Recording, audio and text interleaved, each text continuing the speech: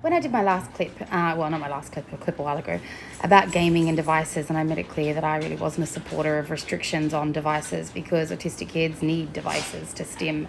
It's a real intellectual stim for so many of them and a really great source of dopamine. I had quite a few people say, what about overstimulation, and how do we actually transition the children when it's time to go to school or do something else or do something that they do want to do and are going to be sad to miss but can't get themselves off the devices? And what do we do when they do get overstimulated and overwhelmed and are having a really negative response to something they love? And look, that happens. It happens because little people don't know how to manage their bodies yet. We don't, even some adults don't know how to integrate their brain and body, don't know how to self-regulate, don't understand what their brain and body needs to stay in a regulated state. I don't know how to do that properly myself yet. Now, the answer to that, I said I'd do a TikTok explaining that. The answer to that is, A, you've got to be a dopamine hunter as a parent, and B, you've got to be prepared for what the difficulties are going to be so that you can have a plan in place. Now, to be really honest, the simplest answer is the child will end one source of dopamine for another one. So if you want them off the gaming for something else, don't get off the games and go to bed. There's no dopamine in that. You can have a meltdown. Have a prepared next source of dopamine ready to go. Now, when you say what is dopamine, that's different for each person. So dopamine is the thing that excites you.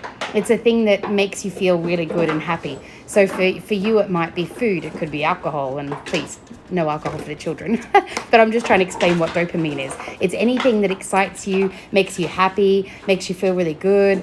It can be gaming for some people, sports, physical activity, excitement. For a lot of the ADHDers, it's scandalous things like making fart jokes and inappropriate comments, or it could be like watching a YouTube clip or watching a really funny cat or dog video. Whatever it is for your child that makes them happy, that gets them excited, that's going to be the thing that helps them transition off other things like computers and things that can be really intoxicating. So if you've got, say, a funny clip on YouTube that you found that you know will excite that child, then when it's time to transition across, don't be like, right, stop that now. Be like, oh my gosh, this is the funniest thing. Wait, do you come and see this? I'm sitting over here on the couch. Oh, this cat is hilarious. And be carrying on and on about whatever this next thing is. The child will then, knowing they're not restricted, stop that to come and see that. And then when they're off it and their brain's a little bit less obsessed with whatever it was that they were struggling with, you can then help transition to the next step. But you've got to do it using dopamine sources.